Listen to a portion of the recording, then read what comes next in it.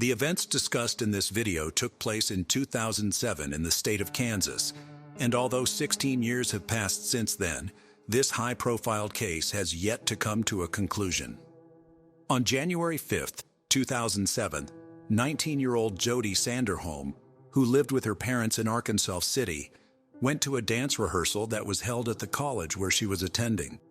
On that day, Jody did not return home and stopped answering her phone. Such behavior was unusual for her, so her parents immediately became concerned and decided to file a missing persons report with the police.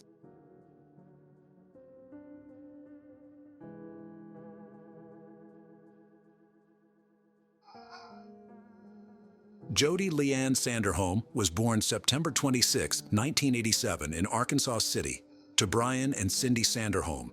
She was the third child of her parents. She had a brother called Jason and a sister called Jennifer. From a young age, Jody was fond of dancing, and although it played a large role in Jody's life, she also did not neglect her studies. She was one of 4 valedictorians in her graduating class. While in high school, Jody was a member of the National Honor Society, a Kansas State Scholar, a Kansas Board of Regents Scholar, and earned the Outstanding Physics Student of the Year award presented by David Steinemetzy. She was a member of the Ark City High School dance team for 4 years. 2 of those 4 years, she was the captain. Jody was a member instructor of Ark City Dance and a Universal Dance Association instructor. After high school, she attended Cowley College where she studied pre-pharmacy. While at Cowley, she was a member of the Cowley Tigerette dance line. In 2007, the population of Arkansas City was about 12,000. Jody's parents, like probably other locals, thought it was a good and relatively safe place to live and raise children. However, after Jody disappeared and the details of what happened to her became known, many began to realize that safety was only an illusion and that the man was the most dangerous beast. On the morning of January 5, 2007, Jody drove her car, a Dodge Stratus, to college for a dance rehearsal that was scheduled to end at 10:45. After the rehearsal, she intended to return home. Cindy called her daughter's cell phone several times, but she didn't answer, which was highly unusual. Jody always kept in touch with her family, and even if she missed a call, she would call back soon. Cindy had a bad feeling about this. She decided to get off work and go home to see if Jody was all right. When she arrived, she immediately noticed that her daughter's car was not in front of the house, and this only increased her anxiety, because Cindy knew that by this time, Jody should have been back from rehearsal. Upon entering the house and looking around, Cindy realized that Jody had not returned home. Her dance uniform, which she put in the washing machine when she returned from rehearsal, was not there or in the hamper for her dirty clothes. The shower stall was dry, although Jody always showered after dance class. It soon became clear that Jody had no contact with her father or older sister Jennifer either. She had an appointment at noon, to which she never showed up. Cindy and Brian began calling their daughter's friends, hoping to find out where she might be.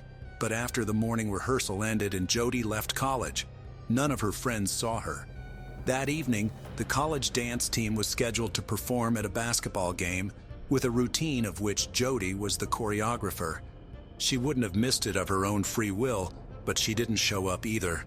At about 6 p.m., still unable to learn anything and without waiting for their daughter to return home, Cindy and Brian contacted the police and reported her missing.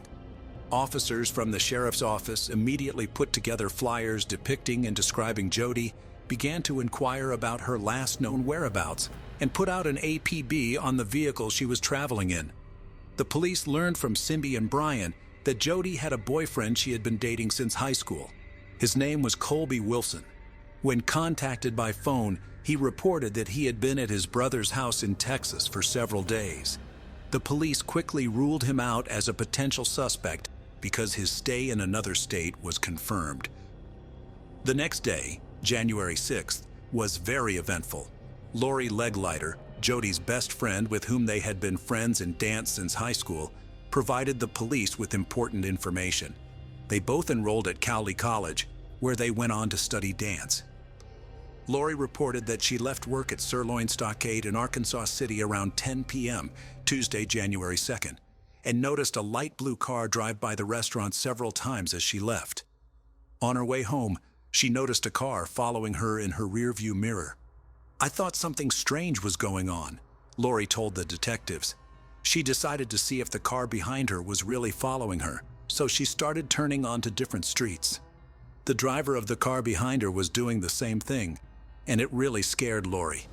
She drove to the local police station and parked next to it, thinking that the stalker would leave her alone. She didn't see him after she stopped, so she drove home again. However, she had to go back to the parking lot near the police station because she saw the car chasing her again. Lori sat in the car for a while before driving home.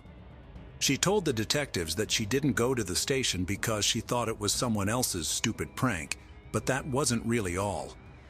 On Friday, January 5th, the band Tigerette Dance Line was rehearsing at the college. According to Lori, she and Jody got there around the same time and, as usual, parked not far from each other. Lori spotted the light blue car again. What's more, she recognized the man behind the wheel. It was a local resident, 23-year-old Justin Thurber. Lori did not know him personally, but had seen him several times in the company of his older brother and his friends. Lori and Jody left practice at the same time and were supposed to meet up later, but Jody never showed up for that meeting. Soon, several members of the dance team revealed that they, too, had seen Justin near the college during the past week. He always sat in his car in the parking lot and just watched. Within the first 24 hours of Jody's disappearance, police had driven all over the city, but could not find her car. Arkansas City is surrounded by fields and wooded areas. They brought in a fixed-wing aircraft to search the area from the air. The car was more difficult to hide than a person because of its size, so the police hoped to be able to see Jody's car from the air. It was determined that the last time her cell phone signal was received, it was from a cell tower located near the Caw Wildlife Area. This is a vast, wooded area along the Arkansas River. At this point in the investigation, only one person, Justin Eugene Thurber, who was identified by Lori Leglider and other members of the dance group, was considered as a person who might be involved in the disappearance of Jody Sanderholm. It is important to note here that despite his young age, Thurber was well known to the police. 3 years earlier, in 2004, he had been charged with illegal possession of banned substances. He eventually received a suspended sentence and was released. 3 months after that, he was arrested for theft and probation violation. In October 2005, he was charged with disorderly conduct. 3 months later, he was arrested for petty theft and again found to be in possession of a controlled substance. On December 31, 2006, which was just 6 days before Jody disappeared, Thurber was arrested again for theft. That same day, after paying a $3,000 bail, he was free. Having had a merry New Year's Eve, the next day, January 1st, he began impersonating a police officer and disrupting public order. When the real cops came for him, Thurber complained of chest pain and was taken to the hospital instead of the station. Why he was not arrested after his discharge from the hospital remains unclear, nor is it quite clear why he managed to get away with it all the time. A relative of his who works for the Cowley County Police may have contributed to this, but that's only a guess. That same day, January 6th, a police officer saw Thurber's car, a light blue Cadillac, parked outside his parents' house and decided to talk to him. His father invited the officer into the house. When the police officer asked Justin where he had been yesterday, he said he had driven his car to Winfield, a town about 13 miles outside of Arkansas City, in the morning. There, according to Justin, he met up with his friend and 2 of his friend's buddies, whom he did not personally know very well. Next, the 4 of them began driving around the countryside in a car belonging to one of his friend's buddies until the car got stuck on a dirt road near Cedar Vale. Then, as Thurber claimed, he walked toward Arkansas City, which is about 30 miles from Cedar Vale. After 6 hours, he got tired of walking and called his father to pick him up. Thurber's father confirmed what he said, saying he picked Justin up wet and dirty, a couple of miles from Cowley State Fishing Lake. Justin also told the police officer that his car, which he left in Winfield, had been returned by friends. The story wasn't very convincing, but there was nothing to charge Thurber with yet, so the officer left. That same evening, officers spoke with Alexis Swartzel, who recently ended a 3-year relationship with Thurber. She told officers Thurber often took her to the Kaw Wildlife Area, southeast of Arkansas City, and she pointed out places she and Thurber would visit. When the police informed Alexis that they were investigating the disappearance of Jody Sanderholm, she was very surprised and said that Justin had once said that he had begun watching Jody when he was 13 years old. He would peep at her when she was swimming in the pool in her backyard, and sometimes in the evenings, peek through the window in her room and wait for her to start changing clothes. Police asked Alexis about her reasons for breaking up with Thurber, to which she said she had broken up with him because he was too abusive and had strange tendencies that were becoming more and more frequent. On several occasions, she said, during intimacy, he would choke her unconscious. On top of that, he asked her to fight him because he could not get aroused any other way. It was becoming more and more obvious to the police by the minute that Justin Thurber might be involved in Jody's disappearance. The police had no evidence to link him to the girl's disappearance. But late in the evening of January 6th, Thurber was arrested anyway. Detective Eric Mata arrested Thurber on bail revocation and suspicion of criminal trespass because the investigation into Jody Sanderholm's disappearance revealed that Thurber was on the college campus, where the detective believed Thurber should not be. Thurber told Mata that he wanted to talk to his lawyer. At the same time, police officers arrived at Justin's parents' house with a search warrant. The officers took the shoes Justin had been wearing the day before when his father picked him up. The shoes were wet and were drying on a towel. Thurber's father told police he helped his son clean the mud off the shoes. The clothes Justin was wearing when his father picked him up were also recovered, but by this time he had had time to wash them. The next day, January 7th, searchers trained to identify human activity in rugged terrain set to work in the Kaw Wildlife Area. They found shoe prints that matched Justin Thurber's, as well as several other smaller shoe prints. As darkness fell, they decided to continue the search the next day. On the way home, some searchers drove past Cowley County State Fishing Lake and decided to stop because they heard Thurber was wet when his father picked him up. They discovered a muddy tire track, muddy shoe prints near a public restroom, mail addressed to Jody Sanderholm's parents in a chemical toilet, dance shoes in another toilet, and a flip-flop sandal. Investigators later retrieved cut-off sweatshorts, a wallet containing Jody Sanderholm's driver's license and social security card, her black leotard, a tigerette jacket with Jody Sanderholm's first name on the front, a vehicle floor mat, and a car seat cushion. The sandal matched the impressions found at the Kaw Wildlife Area. Searchers spent the next 2 days around Cowley County State Fishing Lake and the Kaw Wildlife Area. On January 9th, specialists with sonar brought in to survey the bottom of the lake discovered Jody's sunken car. On the same day, the hope of the Sanderholm family also died. Jody's naked body was found under a pile of leaves, logs, and twigs at the Kaw Wildlife Area. Authorities found DNA evidence linking Justin Thurber to both Jody's car and her body. The car had been in the lake for more than 3 days, so police feared that the water that filled the interior had destroyed all evidence. That was partly true. Forensics spent a great many hours before they found a short hair in the interior. Carrie Melton, director of the Forensic DNA Testing Lab, ran mitochondrial DNA tests on the hair found on the driver's seat of Jody Sanderholm's car and concluded that it was almost certainly Justin Thurber's hair. Barbara Leal, an employee of a private DNA testing company, tested samples taken from Jody Sanderholm's right biceps and right side of her chest. She concluded that Thurber could not have been excluded as a participant, although 99% of the population could have been excluded. Cell tower data showed that on the day Jody disappeared, her phone and Justin Thurber's phone were in the same areas at the same time.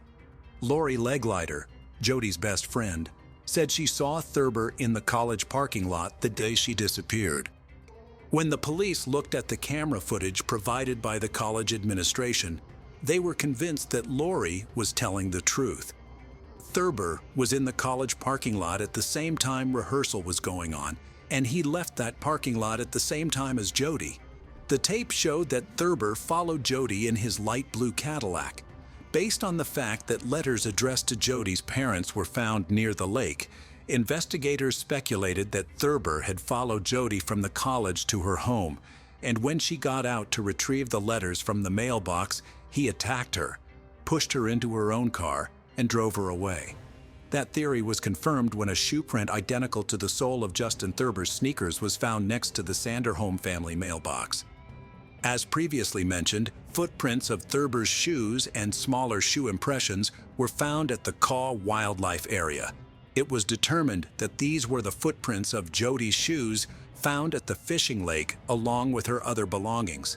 Thurber's footprints and Jody's footprints in the preserve were located side by side. Walking along them, at one point the searchers saw that Jody's footprints were interrupted and Justin's footprints went deep into the woods. This meant that he was carrying the girl further on his own. His shoe prints were also found where the body had been found. All three of the people Justin said he had been with the day of Jody's disappearance denied what he said. They had not seen Thurber that day, which meant his story about the car being stuck near Cedar Vale was a fabrication. The three officers drove Thurber to Cedar Vale so he could show them where he said he was. Thurber was unable to determine where he said the car was stuck. Back at the police station, Thurber volunteered to take a polygraph test. He also requested that his relative Chad Monroe, who worked for the Cowley County Sheriff's Office, be present during the questioning. The evidence found was sufficient to indict Justin Thurber. He himself denied guilt, and the judge set his bail at $1 million. Thurber's attorneys tried to convince the court that he was mentally retarded and incompetent, but were unable to do so. Thurber had graduated from high school and even attended college for some time, so the judge found the defense claim of his mental retardation unproven. The medical examiner who conducted the autopsy testified at the trial. He said that the first time he looked at the body, he had no doubt that the last hours of Jody's life were very painful. Her entire body and face were covered with bruises and abrasions. There were clear signs of strangulation on her neck. It was strangulation that was named as the cause of death of Jody Sanderholm. I can't say all the information about what the medical examiner found during the autopsy. Not all horror movie maniacs are as brutal as Thurber was to Jody. Without going into detail, and at the same time to give you some idea of what happened at the Caw Wildlife Area, I will say the following. The crime was motivated by carnal desire, and Thurber committed the crime with a stick. At trial, in addition to Thurber's ex-girlfriend, 6 other women testified, each claiming that the defendant stalked her. One of them was a co-worker of his. In one case, she even had to call the police to have an officer walk her to her car after work. It was already dark, and she was afraid to go to the parking lot because she saw Justin waiting for her. Earlier, he had left a rose and a note under the windshield wiper of her car, saying he liked her and wanted to get to know her better.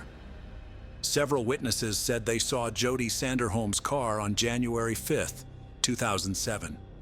Kari Morris, a friend of Jody's, noticed that Jody was sitting in the passenger seat as their cars passed each other in Arkansas City shortly after noon.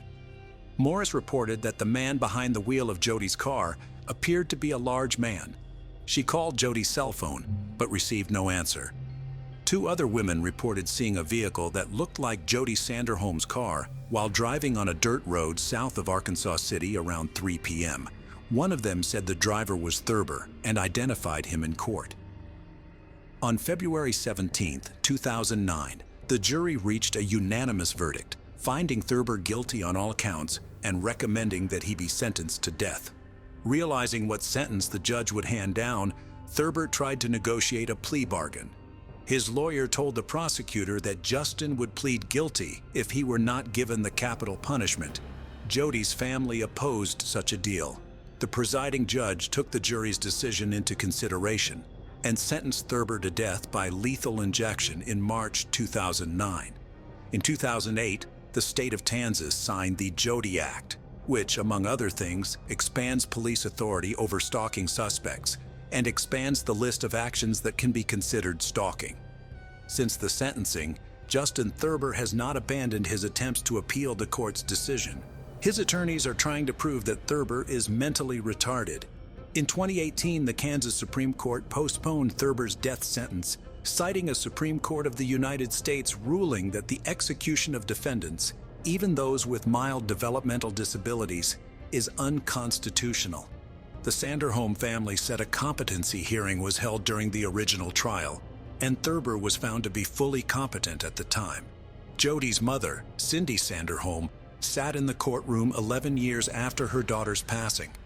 She said that Thurber had written letters to other girls while in prison, and this should show that he was competent. "That's sick. It's just sick," Cindy said. "It tells you that he is competent enough to reach out to people and write letters. He knows what he is doing. I'm sure she, Jody, pleaded for her life, and he didn't give it to her. She didn't get a second choice. She didn't get a second chance," she added. In August 2021, the Kansas Supreme Court issued an opinion announcing that a state law passed in 2020 allows Thurber, who is appealing a death sentence, to seek appointment by the Cowley County District Court of an attorney to assist in post-conviction DNA testing. Thus, even 16 years after Jody Sanderholm's passing, the final word in this case has yet to be spoken. It should also be noted that no one has been executed since Kansas reinstated the death penalty in 1994. The last time anyone was executed in Kansas was in 1965. Since then, besides Thurber, 9 other people have been sentenced to death, but no sentence has been carried out. "We haven't executed anyone in that time frame, and there's no timetable to have any other future executions," said Adam Pfannenstiel, the communications spokesperson for Kansas Department of Corrections. "I think it's a little shocking that Kansas reinstated the death penalty over 20 years ago, and there's not a plan yet," said Jennifer Aldridge, Jody's older sister. "I thought this would have been something that would have been discussed 20 years ago when it was reinstated. Therefore, even if Thurber's death sentence is upheld, there is a good chance that it will never be carried out." 39-year-old Justin Thurber remains at the maximum security El Dorado Correctional Facility in Butler County, Kansas. According to a Kansas Legislative Post Audit Committee report published in 2014, each of the inmates serving time in administrative segregation at El Dorado comes with an annual cost of nearly $49,000.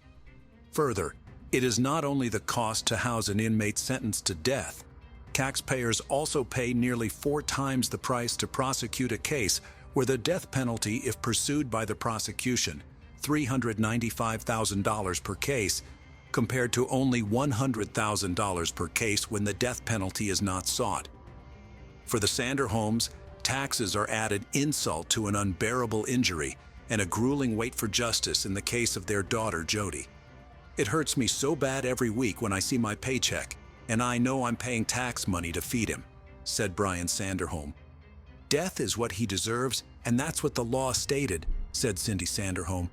"So, we need to get the law fixed so we can use it. If it was your daughter, your son, it was our daughter, what would you want to have happen?" asked Brian Sanderholm. Most regrettably, Cynthia Ann Sanderholm, Jody's mother, passed away on December 2, 2022, at the age of 63. This case is of India's first famous perfume expert, Monica Gourde. The reason for Monica's murder and the method used by the killer shook the entire India. The date was actually October 6, 2016.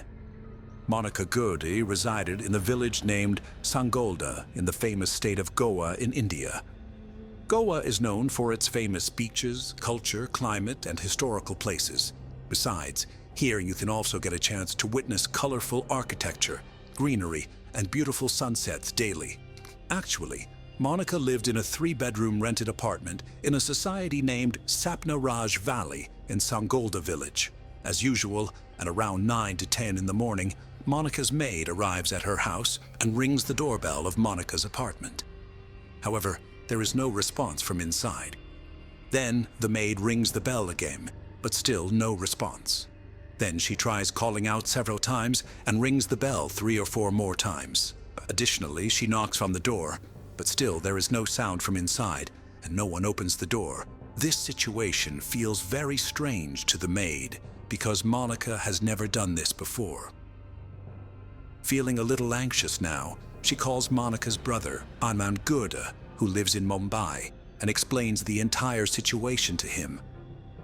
After this, Monika's brother Anand calls Monika's phone, but there is no response from the other end. He keeps trying to connect with his sister through calls, but Monika doesn't pick up the phone.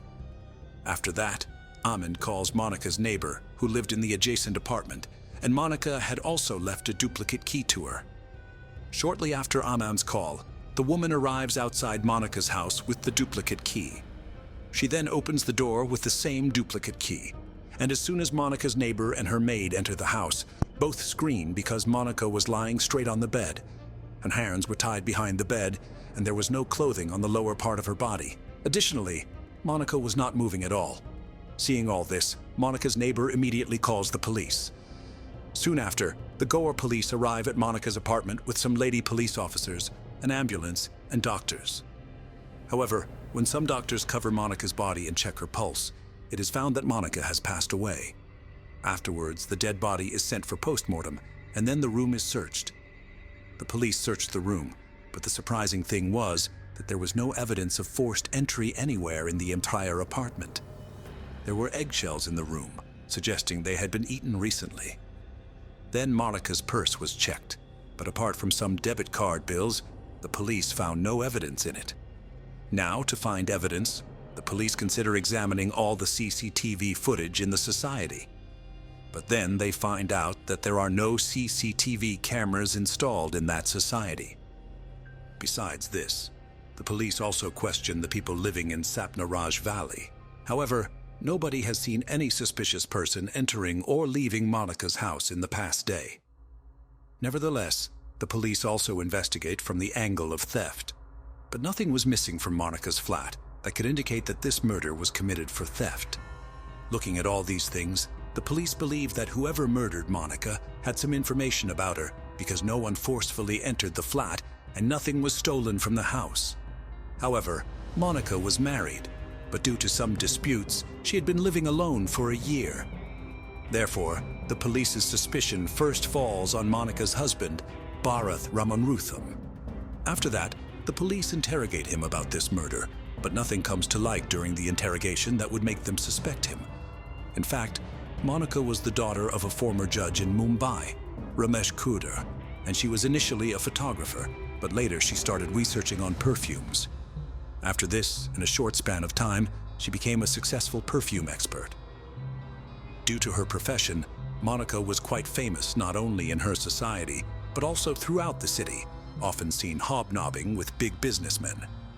Therefore, as soon as news of Monika's murder surfaced, the entire state of Goa was in shock.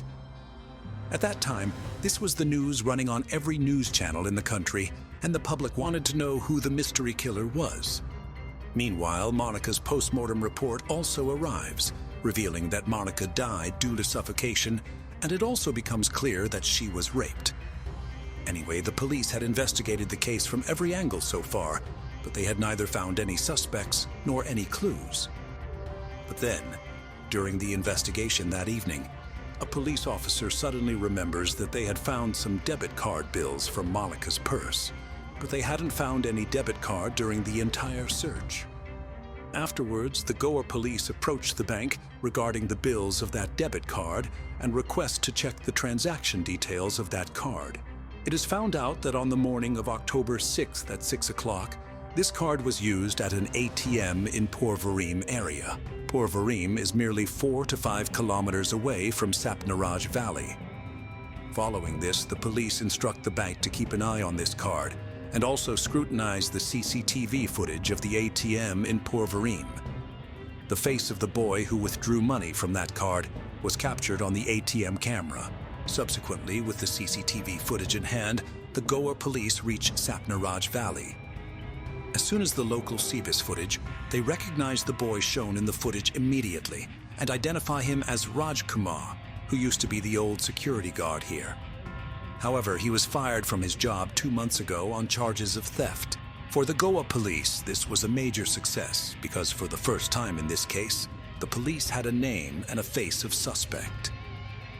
Now, when the police check Raj Kumar's background, they find out that Raj Kumar, 21, is from Bathinda city in Punjab state, and there have been several theft cases registered against him before. The police had all the information about Rajkumar, but the challenge now was how to catch him. So, to catch Rajkumar, the Goa police started waiting for the next transaction from Monica's debit card. Some time passes, and suddenly the police find out that recently some money has been withdrawn from an ATM in Bangalore City using this card. Let us tell you that Bangalore City is about 370 miles away from Sangolda village. Upon seeing this, the Goa police immediately spring into action and contact the Bangalore City police. After that, Bangalore police checked the CCTV footage of that ATM, and Rajkumar's face was clearly visible in the footage of that ATM as well. Following this, Bangalore police took Rajkumar's photo and began questioning all hotels and lodges around that ATM. After a while, a man at the reception of one hotel recognizes Rajkumar's photo and says, "Yes, a man with this face is staying in our hotel, but he has gone out for some work right now." Afterwards, some police officers dressed in civilian clothes stand outside the same hotel, waiting for Rajkumar to arrive. But as soon as Rajkumar returns to the hotel after a while, the police officers recognize him and apprehend him. Now, because the police officers were in civilian clothes, Rajkumar doesn't even recognize them. And just like that, on October 8th, 2016, 2 days after Monica's murder, Rajkumar is arrested from a hotel in Bangalore. Then Goa police are contacted. Afterwards, the Goa police arrive in Bangalore and take Rajkumar to Goa with transit remand from the court. Now, the interrogation begins, and due to the firm questioning by the police, Rajkumar admits to killing Monica. When the police ask him why he did it, he narrates his entire story to the police, and the story goes something like this. Actually, in the month of June, 39-year-old Monica decides to shift to Goa for her perfume business, for which Monica starts looking for a rented flat, and on June 7th, 2016, she reaches Sapna Raj Valley to see a flat. At the society's gate, Monica meets security guard Rajkumar, and the society's management had already called Rajkumar beforehand, informing him that a woman would come to see a flat, so show her the flat. Afterwards, Rajkumar shows Monica the flat, and after seeing it, Monica leaves from there. But what happens here is that during showing the flat, Rajkumar falls in love with Monica unilaterally. Now, day and night, he kept thinking only about Monica. About 4 to 5 days pass like this, and then one day Rajkumar becomes very happy because that day Monica had come to shift to Sapna Raj Valley with her belongings. After that, Monica tells Rajkumar that the flat he showed her, he has taken that flat. Now, because Rajkumar was very happy, he himself, with the help of 2 people, delivers Monica's belongings to her apartment. Rajkumar does this because he wanted to see Monica repeatedly, but because he was a security guard, he didn't get many chances to see and meet Monica. But then one day an idea comes to his mind, and he goes to his manager and says that he wants to do the cleaning and maintenance work of the society's cars along with his duty, because he is in desperate need of money. After hearing Rajkumar's need, the manager also agrees to his proposal because he thinks that this way Rajkumar will earn some extra money, and the needs of the people living in the society will also be fulfilled. However, Rajkumar had something else in his mind, and after this, he goes straight to Monica's apartment. After that, he tells Monica that now he can also clean her car, but it will cost her some extra money.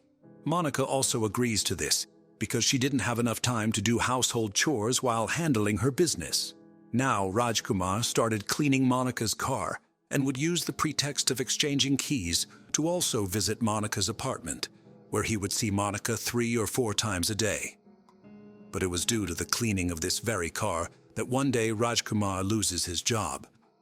It so happened that one day Monica's umbrella went missing from this car. Monica asks Rajkumar about it, but he says he didn't see any umbrella in the car. After this, Monica complains to the society management and says that today, not only my umbrella, but many other persons' things have gone missing just like before. If such incidents continue to happen in the society, it will tarnish its reputation. Now, after hearing Monica's complaint, the society management takes this matter seriously and begins an investigation. It is then found out that only Rajkumar used to open Monica's car for cleaning, besides Monica herself. After that, a search is conducted in the guard room where Rajkumar used to stay, and Monica's umbrella is also recovered from there. Now, since thefts were already a concern in society, after Monica's umbrella is found, suspicion falls entirely on Rajkumar. As a result, on July 22, 2016, Rajkumar is dismissed from his job on theft charges. From here, the story takes a new turn. While Rajkumar had deeply loved Monica before, now he starts to harbor a significant amount of hatred towards her. However, after being dismissed from his job, Rajkumar leaves and starts working as a laborer in the Ponda area of Goa. But even there, he only works for a few days. During this time, he meets Monica twice and asks her to withdraw the theft complaint, but Monica flatly refuses. Now, hearing this, Rajkumar gets even angrier, but he couldn't do anything at that moment. After that, Rajkumar arrives in Chennai in search of a job, then goes to Mumbai from there, and finally spends some time working in Pune city. Everywhere, Rajkumar earns his living by doing odd jobs, but when he doesn't find any decent job anywhere, he returns to Goa on the 2nd of October 2016. But this time, he had something planned in Goa. There was still a lot of hatred against Monica in his mind. The very next day, that is, on the 3rd of October in the afternoon, Rajkumar reaches Sapnaraj Valley again. He enters the society through the main gate, and by chance, no one sees him entering. Then he goes straight to Monica's apartment below, but he notices that Monica's car is not parked there. Seeing this, he understands that Monica is not at home at the moment. However, instead of leaving from there, Rajkumar decides to wait for Monica to arrive in the society. Now, because Rajkumar knows every route in the society, he decides to hide on the terrace of the society because, generally, no one comes to the terrace. Meanwhile, Rajkumar keeps looking down repeatedly and checks Monica's car, but even after the whole October 3rd passes, Monica's car is not seen. Then the next day, October 4th comes, but Monica's car still doesn't show up, and then October 4th also passes. On October 5th, Monica's car was checked several times by Rajkumar since morning, but it wasn't seen. Now, it had been almost 2 days since he stayed on the terrace. There was neither food to eat nor anything to drink on the terrace during this time. Many times, Rajkumar felt like leaving from there. But the fire of revenge didn't let him go, and fueled by this vengeance, Rajkumar spent more than 48 hours hungry and thirsty on the terrace. Around 3 to 3:30 p.m. on October 5th, 2016, Rajkumar came down once again, and this time he saw Monica's car parked. This meant that Monica had returned home. Seeing this, there was a strange smile on Rajkumar's face, but then he went back to the terrace and started waiting for darkness. After that, he comes downstairs around 6:30 in the evening and rings Monica's flat doorbell. When Monica asks who, Rajkumar identifies himself as a security supervisor. Hearing this, Monica opens the door, but as soon as she does, Rajkumar forcefully pushes her and then shuts the door from inside. Before Monica can comprehend anything, Rajkumar takes out a knife from his pocket and warns her, "If you make noise, I'll stab you."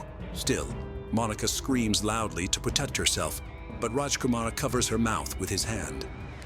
Then Rajkumar takes Monica to the bathroom, intimidating and controlling her. After that, he forcefully takes Monica to the bedroom at knife point, lays her on the bed, ties both her hands behind the bed first, then ties both her legs as well. Now, Rajkumar demands money from Monica at knife point. Upon seeing herself trapped, Monica also gets very nervous, so she tells the Rajkumar, "Take all the money in the purse." After that, the Rajkumar empties Monica's entire purse. About 4,000 Indian rupees come out of the purse, like $48. But the Rajkumar's desire is not satisfied with that, and he asks Monica for more money. So Monica says, "I only have this much money right now. If you need more money, I have a debit card. Take it and withdraw money from the ATM." The Rajkumar didn't know how to use a debit card. Still, he learns from Monica how to use it. So systematically, Monica tells him the way to withdraw money, how to insert the card into the ATM machine, then select the language, and then how to enter the secret PIN. And along with that, she also tells him her debit card's PIN number. I think, maybe in that situation, Monica feels that now Raj Kumar will leave her and go from here. Then she will complain to the police and Raj Kumar will be caught through the location of the debit card. But Raj Kumar takes the money and card and puts a cloth in Monica's mouth. After doing all this, he now knew that Monica could not do anything, so he leaves from there with great confidence and then goes to the kitchen. He takes out water from the fridge, boils the eggs, eats them with great ease, and there was no hurry for him. He was eating and drinking with great comfort because he knew that Monica lived alone in that flat. Now, he also takes out ice cream from the fridge and eats it. Besides, he also eats chocolate, meaning that all the hunger and thirst he had been suffering for 2 days on the terrace is satisfied now. It was around 12 o'clock at night by all this. When his stomach is full again, he returns to Monica. He takes her phone, although it was locked, but Rajkumar's unlock it by forcing Monica. Then Rajkumar opens an adult site on her phone and forcibly shows her 3 adult videos. Feeling all this, Monica becomes even more anxious because she realized that Rajkumar was not going to let her go now. Then Rajkumar unties the rope from Monica's legs and removes all the clothes from her waist down.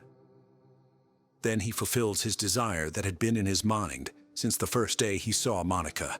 It was nearly 2 a.m. in the morning by now, and Rajkumar had been in Monica's apartment for almost 8 hours when Rajkumar's desire was filled.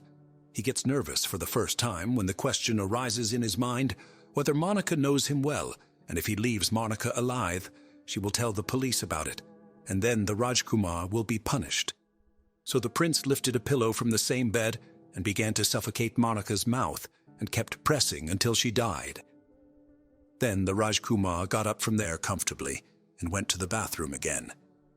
After that, Rajkumar shaved his beard, then he bathed, and at 3:30 a.m. on October 6, 2016, in the darkness, he sneaked out of the Sapna Valley stealthily. Then at 6 a.m., after withdrawing money from the ATM, he went to Bangalore, where the police arrested him. After hearing the entire story, all the police officers were quite surprised. After that, the Goa police gathers all the evidence against Rajkumar. Then, on January 6, 2017, a 228-page charge sheet is present in court, charging murder, rape, and robbery. However, the trial of this case is still ongoing. Let's see when the criminal will be punished. If there is any update in this case, we will update you through the channel's community post. So friends, this was the complete story of the Monica Gerd murder case. Sadistic serial killer Michael Madison. 2 weeks shy of Halloween 1977, Michael Madison was born on October 15th in Cleveland, Ohio. His parents, Diane Madison and John Baldwin, accidentally got pregnant and didn't have much of a relationship at the time of his birth. John Baldwin left Diane to care for their young son and denied being Michael's father. Growing up, Diane's mother had been a sex worker and heroin addict. She grew up in a household full of neglect. Diane's upbringing left her unprepared to care for her young son independently. Shortly after giving birth to her son, Michael, social workers were brought into the home. Diane was allowing her constant stream of boyfriends to punish Michael. When Michael was 2, Diane was found to have forcefully stuffed food down Michael's throat. As a result, the toddler began vomiting uncontrollably. Unsure of what to do, Diane put her screaming son into a tub full of hot water. This caused Michael to cry more. Growing frustrated with her young son, Diane took him out of a bath and beat him with an extension cord. A year later, one of Diane's many boyfriends beat Michael so severely with a bout that the young boy vomited and needed to be hospitalized. In another horrific incident, Michael was beaten so severely by another one of Diane's boyfriends that he lost hearing in one of his ears. After years of abuse, Michael was sent to live with his grandmother, who was still a heroin addict and sex worker. But unfortunately, Michael's horrific childhood wouldn't change. Michael continued to be hospitalized for reasons such as dehydration. The The social workers involved in Michael's case would note that he and his half-brother were covered in scratches and bruises. Before Michael reached high school, he had become a familiar face to law enforcement.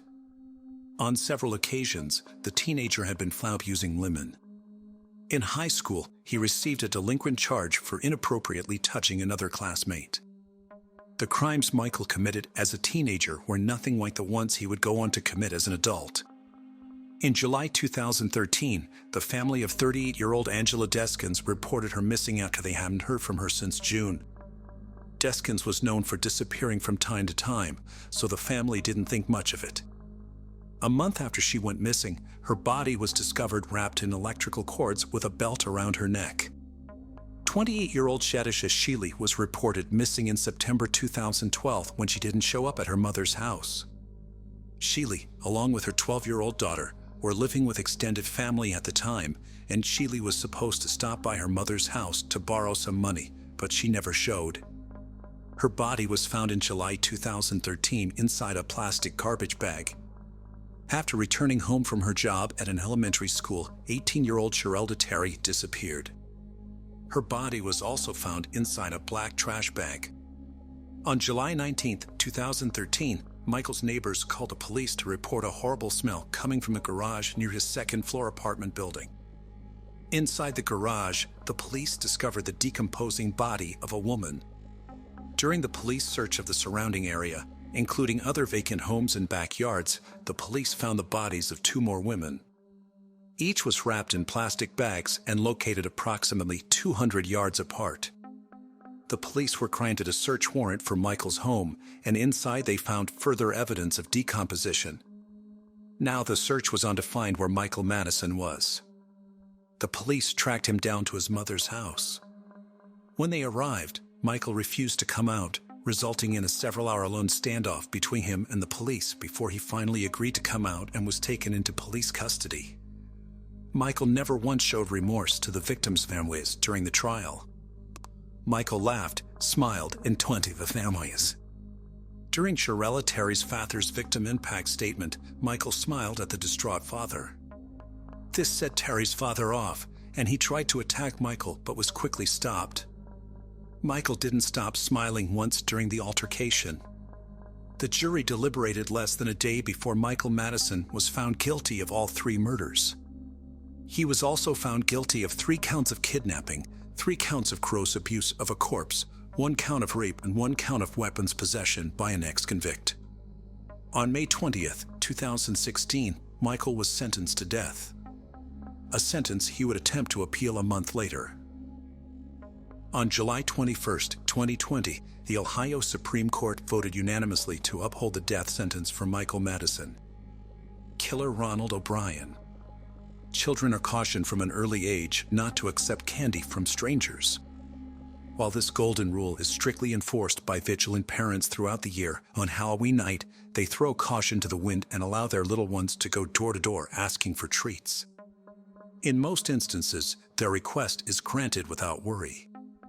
Even so, once in a while, the monsters that lurk in the shadows take advantage of the occasion, resulting in dire consequences for the most innocent among us. In 1974, a boy in Pasadena, Texas fell victim to just such a predator when he became violently ill after indulging in a treat from his Halloween bag.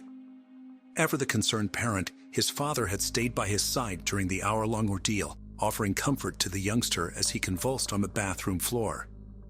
Only 8 years old at the time, Timothy O'Brien died later that night on his way to the hospital. In a shocking turn of events, an autopsy revealed that he had ingested enough potassium cyanide to kill 2 grown men. As difficult as it was to believe, all signs pointed to the fact that someone had deliberately laced candy with the colorless compound before randomly handing it out to unsuspecting children. Investigators were convinced that a cold-blooded killer was hiding somewhere in the suburbs of Houston, and they intended to find him. With no suspects in mind and little evidence to go on, detectives theorized that an unscrupulous person who was angry at the world in general had decided to take the life of a complete stranger, a child no less, as a way of getting back at society.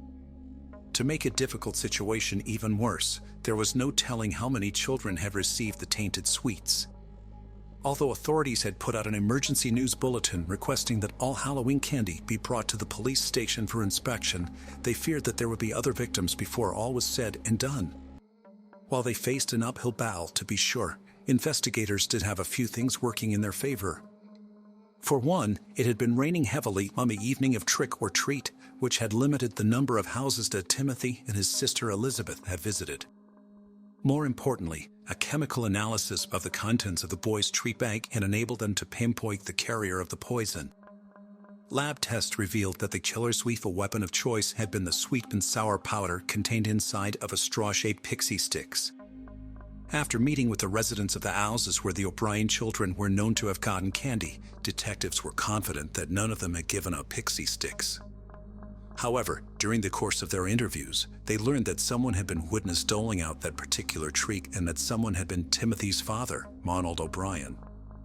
When he was brought in for questioning, O'Brien claimed that a man he had never seen before had emerged from a darkened home and given him several pixie sticks to hand out on his behalf.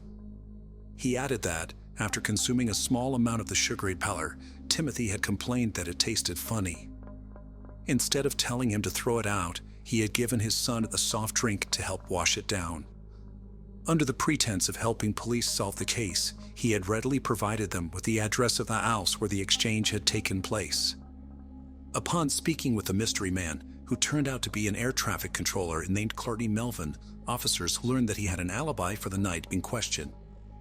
According to him, he had been at work and had not returned home until well after midnight. When they visited his place of employment, his supervisor confirmed his story and had the paperwork to prove it. In a stunning show of support, 200 of Melvin's coworkers came forward to vouch for his character. Realizing that they had been duped, investigators quickly concluded that this man was not their killer, something that Ronald O'Brien had known all along. A bit of digging into his past uncovered that Ronald O'Brien, who had trained as an optician, was not nearly as respectable as he wanted others to believe. Not content who couldn't hold a job, he was drowning in a sea of debt. Not above taking what he wanted, he had been accused of stealing on numerous occasions, usually by former employers. While being shiftless and prone to theft doesn't necessarily mean that someone is capable of murder, the fact that O'Brien had taken out hefty life insurance policies, not one but 3, on his children in the months prior to his son's untimely death moved him to the top of the list of suspects. Another nail in O'Brien's self-constructed coffin came when it was discovered that he had phoned the insurance company on the morning after his son's death, inquiring about a payout. As the 8-year-old's body lay in the icy morgue, his father's only concern had been how quickly the money he had coming would change hands. On November 5, 1974, less than a week after Timothy was poisoned, Ronald O'Brien was taken into custody and formally charged with 1 count of murder and 4 counts of attempted murder. To no one's surprise, he pleaded not guilty across the board. He would steadfastly maintain his innocence throughout the trial, despite the damning evidence against him. During the proceedings, a parade of witnesses testified that O'Brien had become fixated on the properties of cyanide in the months leading up to his son's murder. His obsession led him to brazenly ask friends and family alike if they knew where he could purchase the deadly poison. He would also inquire of them if they had any idea how much of the substance it would take to kill a person. In June of 1975, 8 months after little Timothy O'Brien had been laid to rest, his father was convicted of his murder. He was also found guilty in the attempted poisonings of the other 4 children, none of whom had ingested the lethal powder. For his crimes, Ronald O'Brien, whom the press had dubbed the Candyman, was condemned to the electric chair. Down the road, as alternative methods of execution were introduced, his punishment was amended to a more humane death by lethal injection. It had taken the jury just over an hour to decide the fate of the man who had so callously plotted and carried out the murder of someone who had trusted him implicitly. Once the verdict was in, the waiting game began. As it happened, 9 years would pass, more time than Timothy had spent on this earth, before his killer would face final justice. During his time on death row, O'Brien was reviled by his fellow inmates who, despite their own misdeeds, considered him to be lower than a snake's belly. Their hatred of the child killer ran so deep that they had thrown a party on the day of his demise to let him know that he would not be missed. After several days of execution, O'Brien was put to death on March 31, 1984, at the age of 39. When asked if he had any last words, he had taken the opportunity to rail against the system that had allowed him to come to such an end. When his death was announced over the loudspeaker, hundreds of people who had gathered outside the prison to celebrate the occasion had shouted "trick or treat" while throwing handfuls of candy in the air in remembrance of Timothy, a young boy who had paid the ultimate price for his father's greed. Todd Allen Reed, the Forest Park killer. The bodies of 3 women were found in the same stretch of parkland, all within a month of each other. It was not long before police had their man. But is he responsible for more than the 3 murders they convicted him for? 32-year-old Todd Allen Reed was already a registered sex offender when he strangled to death at least 3 women before dunking their naked bodies in Forest Park, a heavily wooded area just west of Portland, Oregon. From 1992 to 1995, he had served a measly 2.5 years of a 12-year sentence for the sexual assault of Shelley Harding, who was 7 months pregnant at the time of his cowardly attack. She had been walking home from work when he approached her and forced her into his car at knife point. Reed was involved to him and fled the scene of a minor crash with another vehicle on his way to the secluded spot where he sexually assaulted Shelley. After he had assaulted her, he attempted to strangle her with a seatbelt and began to cry. Shelley was strong and she was calm. She had been talking to Reed constantly, like he was a friend almost, building a rapport. Whilst doing so, she made sure to leave as much physical evidence as she could, touching every surface to leave as many of her prints as possible. Whatever this monster was going to do to her, she wasn't going to make it easy for him to get away with. When Reed broke down, she used this to her advantage, and her pleas to be let go and her promises that she would not tell anyone worked. Reed let her go. Not only did Shelley report her abduction and assault, the 2 men that had been in the car that Reed had crashed into also reported the hit and run. They even had his license plate. Reed pleaded no contest and was handed the 12-year sentence. He was registered as a sex offender and, crucially, his DNA was taken and stored in the state crime lab.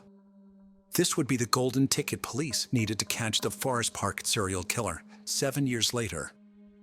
Reed was released early as he had built up sentence-reducing credits, half of which were for good behavior. At roughly 8 miles long and 5,100 acres, Forest Park is one of the largest urban forest reserves in the USA, ranked 19th to be more precise. It is not easy to wander from the 70 miles of trails due to the park's dense vegetation. To highlight just how secluded this park can get once you're off trail, in 2004, a 53-year-old man called Frank and his 12-year-old daughter Ruth were discovered to be living off-grid in the park. They had been there for 4 years, completely undetected. On May 7, 1999, a couple walking their dog on one of the park's more remote trails would come across the body of 28-year-old Wella Faye Mahler. She was naked and face down, entangled in thick blackberry brambles. She had been strangled, and it was determined that her body had been there for around 2 months. Police would find a used condom merely 28 feet from her body. They were able to extract DNA from this vital piece of evidence. The next day, May 8th, police themselves would discover a second body whilst they were searching the immediate area. The body of 26-year-old Stephanie Lynn Musselt was found around a quarter of a mile away from where Lilla had been discovered. She too was found naked and had been strangled. Tests would determine she had been left there less than a week before she was found. They would also recover traces of DNA on her thighs. A group of hikers would find the third body, that of 18-year-old Alexandria Eisen, in the early evening of June 2nd. Alexandria had been reported missing sometime in May. Police were unable to reach her body until the next day. Due to the location, she'd been dumped down an extremely steep slope just off of a deer path. She was found naked, and she too had been strangled. Her body was around 1/4 of a mile away from Lilla and Stephanie's. After the discovery of Alexandria's body, Police Chief Charles Moves admitted that investigators had concluded they were looking for a serial killer due to the similarities of the crimes. Physically, all 3 women resembled each other, but they also had very similar life experiences. They were all homeless at the time of their deaths and had cocaine and heroin addictions, although Stephanie had just completed a detox program before her murder. Lila and Alexandria had been at some point engaged in prostitution to pay for these addictions.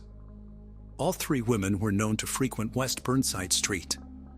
It's also been claimed that Lila and Stephanie knew each other, although this has not been proven either way. It was determined that all three of the women had been murdered elsewhere and their bodies were taken to Forest Park afterwards. Toxicology all showed that they had taken heroin sometime before their deaths. The police response was immediate and it was impressive.